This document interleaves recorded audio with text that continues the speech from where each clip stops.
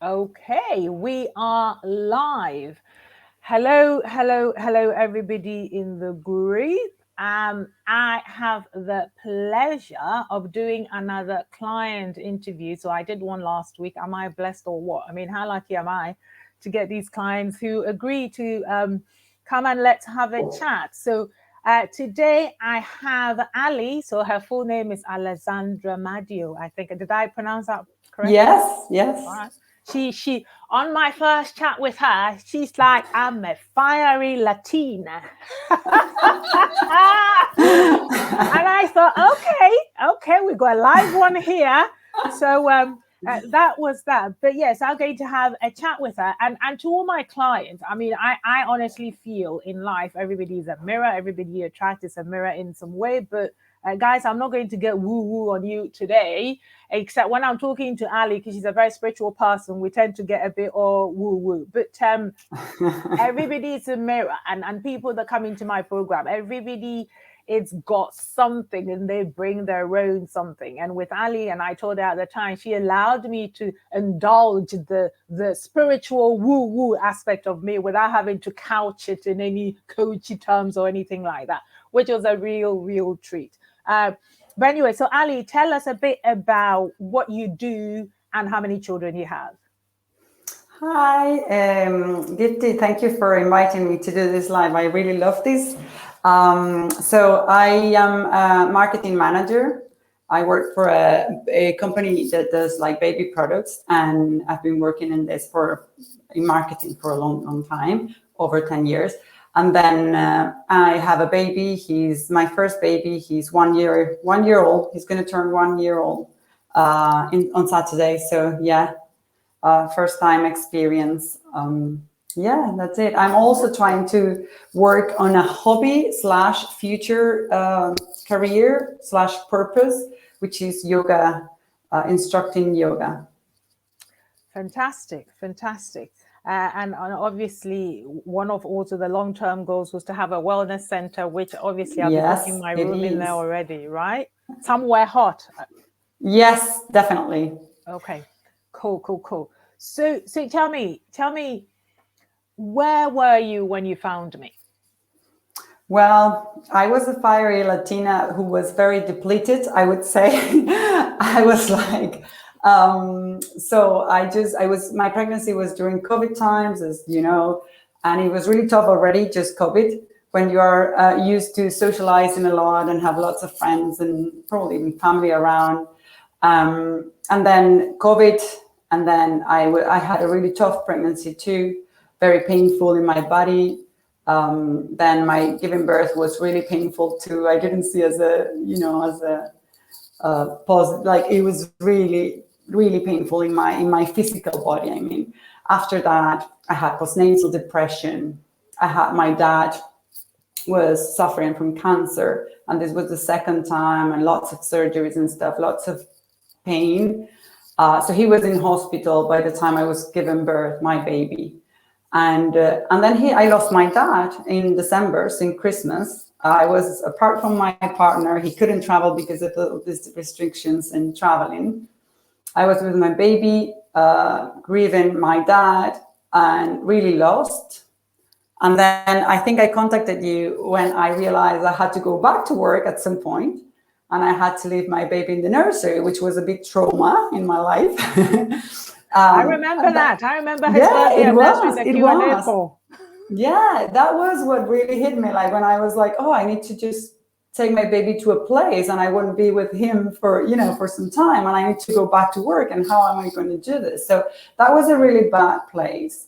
And I feel I was going straight to probably medically treated depression. So before even trying anything else, I just tried you, I guess. All righty. So tell me a little about your results in the program.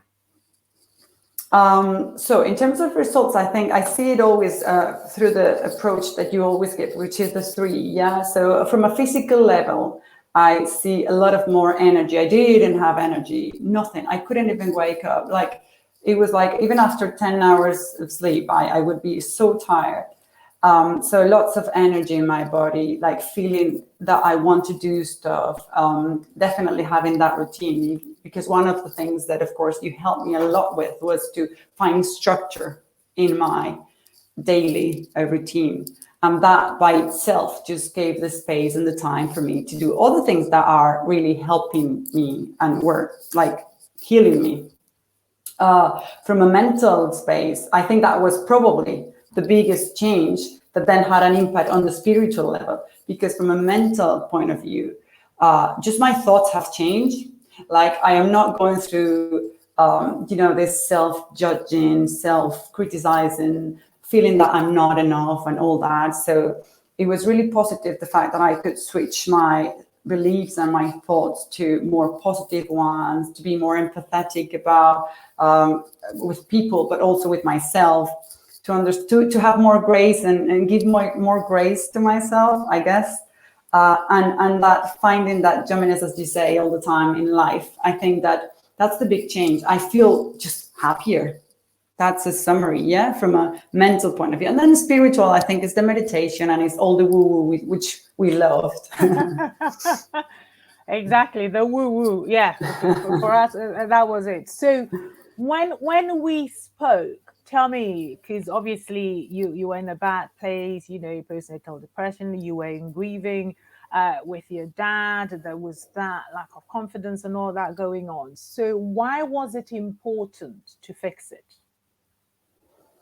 I think it was important because I think you need a level of awareness where things have to change, because you don't feel good in your own skin. You don't feel good you don't feel purpose or just purpose. You don't feel like you fit any, you just feel lost. And it was really important to fix that in order to feel myself again. One, because after pregnancy, I think, and COVID changed us already. So just COVID changed people. I had COVID, I had pregnancy, and I had my first baby, and I had the person I loved the most, not there. So I had to go back to my own self, but the real one, not the one that we made up in our heads. And find that truth again. And I think this is what I was trying to find, someone to guide me, to just find that love within me and just accept myself where I was and do something about it. Because I think that's the change. Yeah, the thing is that we always read books and do things in order to find that. We might find it for 1 minute and then we forget, and then we go back to the miserable self. So yeah, I was finding someone who would push me to really almost force me to make that change. Yeah. Okay. And so, but before that, so before you came across me, what had you tried? I tried, I have always read like books. Yeah. Self-help, healing, beautiful and really good. But that's it. It's a book you read, you feel really good, really inspired once you finish, and then you still have these thoughts and beliefs, I guess. Now I understand how it works. So now I can explain what was happening after reading the books. I did also therapy, like normal, regular therapy. I just find it's good to talk sometimes, but you don't necessarily make these changes. It doesn't really inspire or motivates you to really take action, or not, at least at this level where you feel 100% committed. It's a program. You have something to do every week. It's different. It's a very different approach. Holding you accountable. Yeah, of course. It's not like, oh, you will talk about this and then they will forget, and the next week you talk about something else. It's like, you will have to give results, and not for someone else, it's for yourself. If you want to change, you have to do that. But that commitment, it's something in your head that changes. And I think it goes down to the approach, but also the person who is doing that. So I try therapy, I try books, I try everything. I have even done like regressions and this is back to our woo. It's like regressions and family constellations and everything. So I guess it was good for giving me the awareness and the self-awareness that I needed. But it was not enough. Okay. So how did you find me? I did find you through Facebook. I think it was a Facebook ad. I saw I think you had a little presentation, like it was like I can't remember, because then with the webinar, I don't know whether there was something before the webinar. I remember the webinar because that's what hooked me. And then after the webinar, I thought I really loved your approach. Like, I really loved that it was not just, yeah, I'm going to tell you things and you're going to change. It was more like there is a physical request and demand, something that we need to do from a physical point, from a mental point, from a spiritual point, and then the magic can happen. So that was really what I really loved about it. It felt like, okay, she feels really strong and like really tough. So I'm going to go for a call. And then the call just was very special. Like, I just felt that you were reading my mind, but not just my mind, but almost like deeper inside. You were describing my emotional situation. And I just love that you could understand me, and I felt that connection between the two of us. Yeah, because I was, and it's interesting because our call actually went on longer than yes, a lot longer. It was like half an hour longer. Yeah. Yes, and we were just chatting about. It was like I say with you, it was always an indulgence because of the spiritual element that you already had. You had that point of reference, so I could really hook into it. But what because I'm always intrigued with people, as in, what was the thing I told you that made you decide, yes, this woman gets me? At one point I was talking about my environment at work. I remember I just said, oh, Ale, just said it like 10 times. I will stop you there. I will stop you there, and I'm actually going to do some coaching with you right now. And then you gave me my first lesson, really. You just showed me that what I was saying was actually a reflection of something that was happening inside me. And that just clicked with me so well, because I've suffered a lot from thinking that way and having this belief. So what you told me there about my story and how I had to change my story, that was the moment where I thought, this sounds like it's gonna really, really work. And this sounds like it's profound and goes deeper and can really change from inside, rather than me just feeling like I'm telling myself lies, Yeah. So, and it's interesting because, this is also on a phone call to a stranger. So did you think it would work, or did you think I was crazy? I think you were a little bit crazy, but in a good way. Like crazy like me. Crazy is good, And but I love your I think I connected also with you from the way you are, like just say things. You're very honest. It feels very transparent and very intentional. Like you were not trying to be something you're not. You were very I think it's honest, the word, and I love that. And I believe you. I think you said so many interesting things in that call that I couldn't not believe you. Like, you knew what you were doing and you knew what you were saying, and it just resonated with me. So I knew I had faith in you from moment one. And so tell me, when you started, what happened right away? So after our call, the next thing was the Q&A that you do with regularly with the other women, and I joined that call, and I remember I saw other women going through the same, and I respected them so much as well, because they were professionals and moms, even in more difficult situations sometimes. Well, not more difficult, just different situations. But then the coaching that you did that day was really, really good. So even though it was not part of the module, and I just started straight into a Q&A, I was a bit lost, like, okay, what do we do here? I basically hear you like coaching other women with other problems. And the lesson of that day, just that lesson, I remember I have a book, the notebook, and my notes say, oh, this is great, because I was so happy.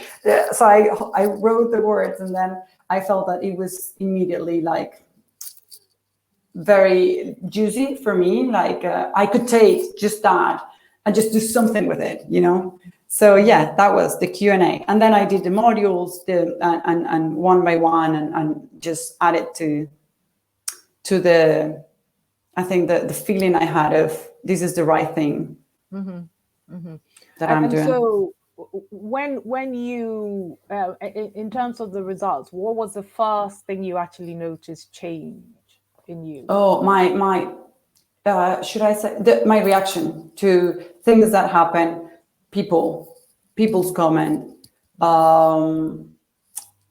my reactions on stressing situations, like stressful situations.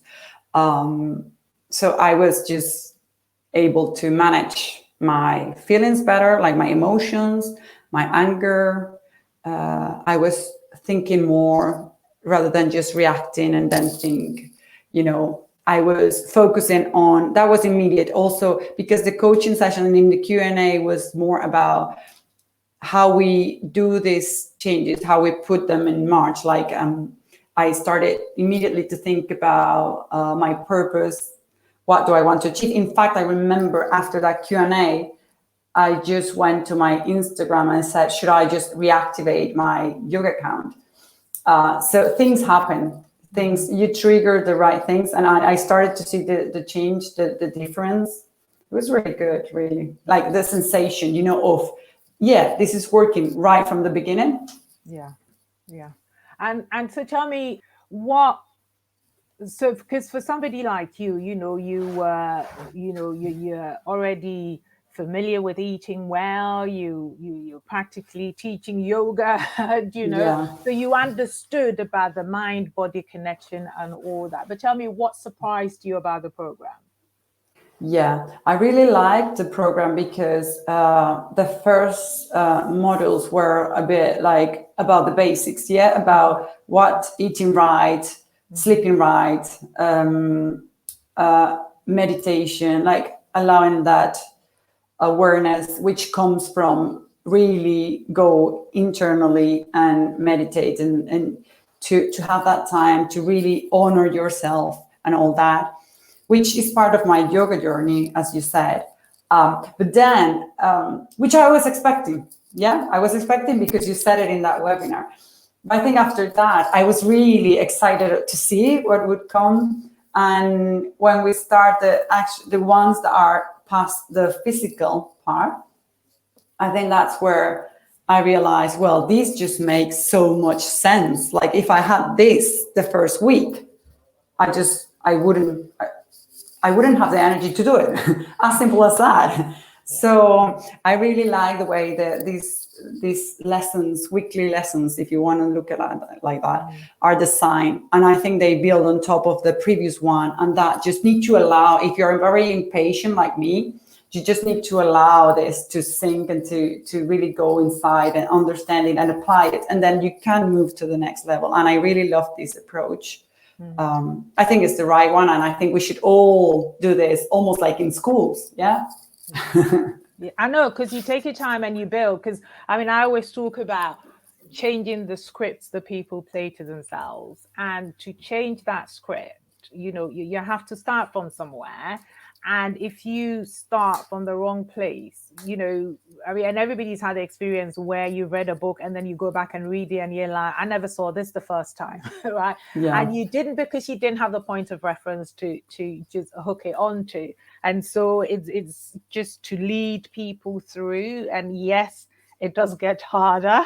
Yes. And it gets harder as you go through, but that's the whole point, just to make sure that, you know, you're doing it in stages. So tell me, Ali, where are you today?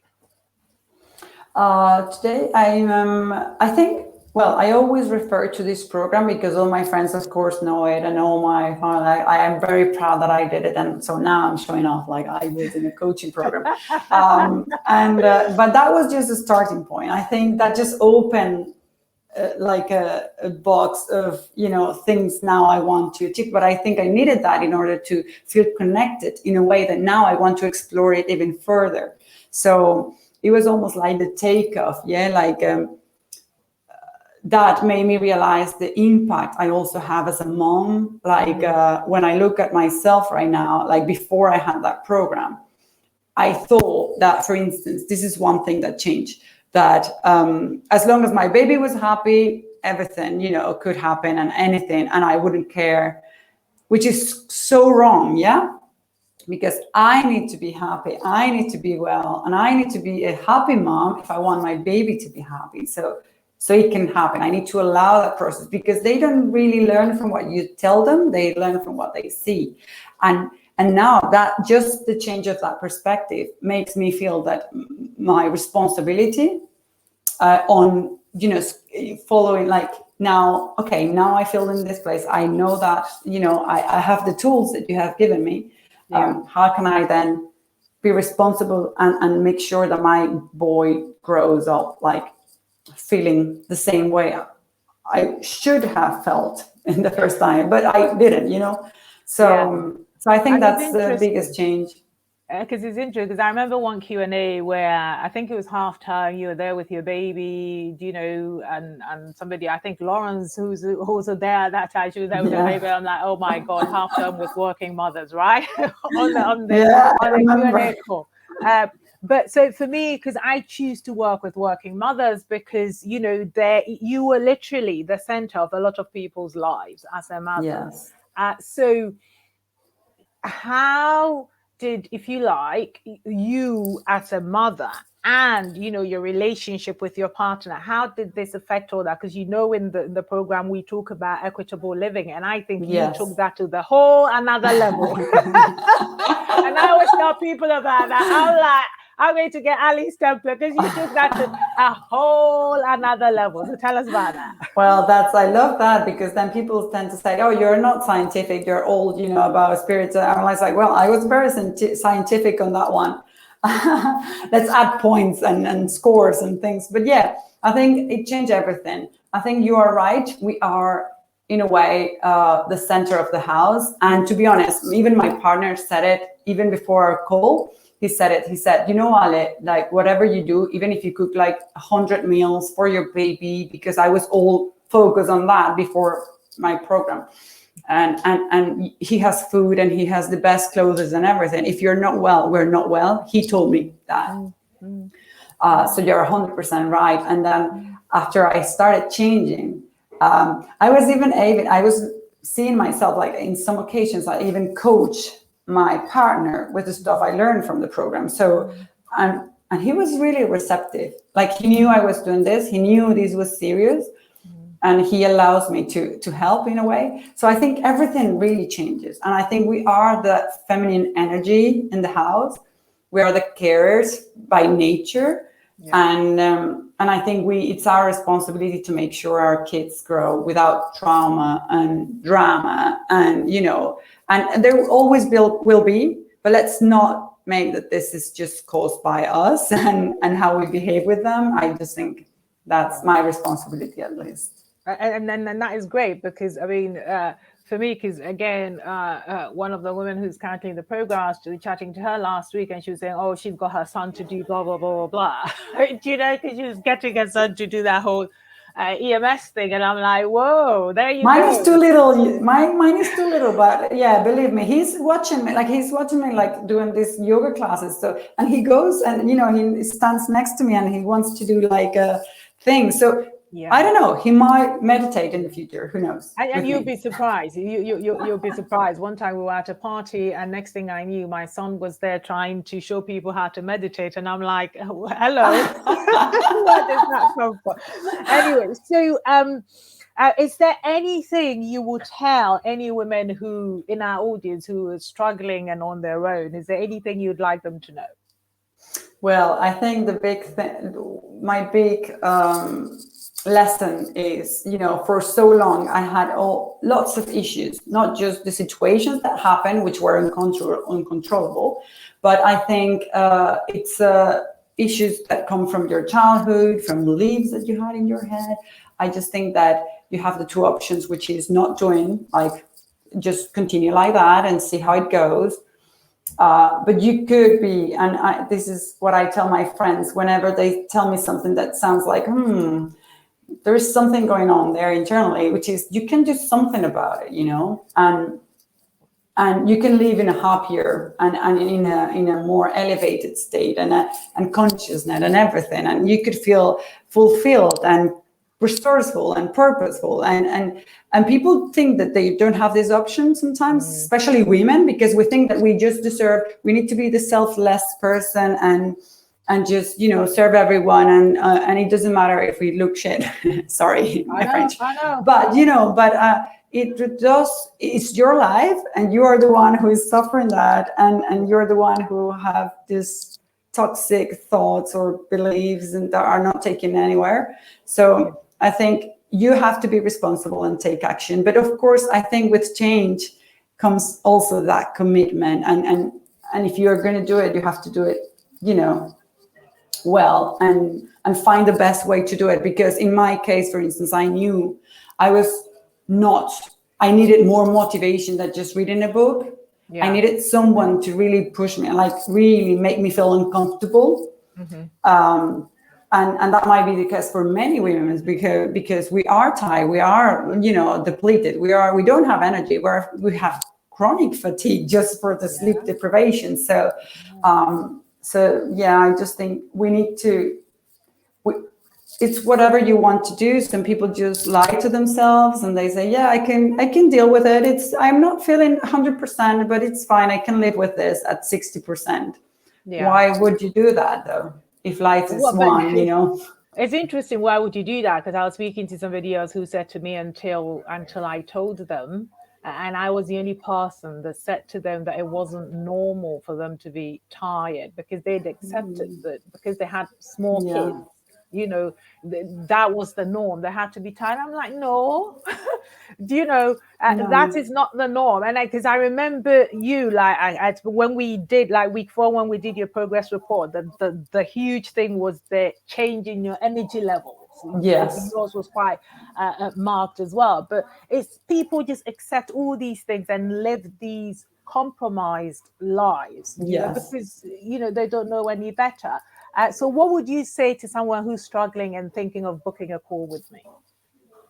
Well, I think, we always do this. We go to a doctor when we have a pain in our leg, and we go, and most of the time doctors don't even know. They will just prescribe something, and we are happy to just follow whatever prescription and buy it and take it.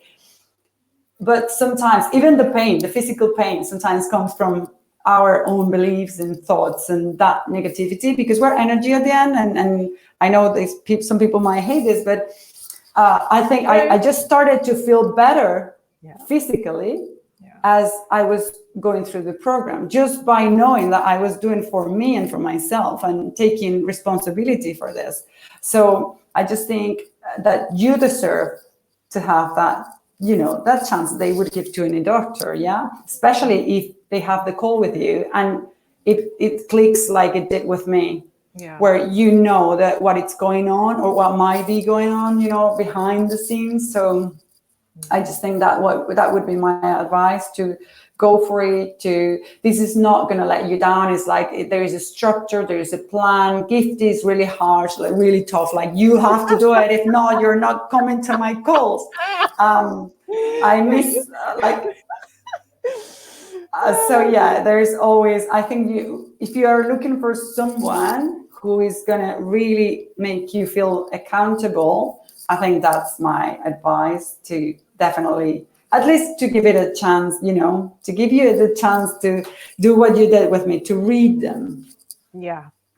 Well, listen, Ali, it's been wonderful chatting to you, and I am so grateful for you giving your time to come and chat to us, because of course there are people in the group who have accepted, I don't know, the status quo and think this is how it's supposed to be. It will never get any better for me, and all the rest of it. So normally it is good to hear, another woman in the same position. I mean, and this is what we get in the Q&As, where you suddenly realize that we're all having to deal with the same shit. It's impressive. It's impressive. It doesn't matter whether you're working in NASA or working in a chocolate factory. Yeah, we all have the same issues, right? Very similar.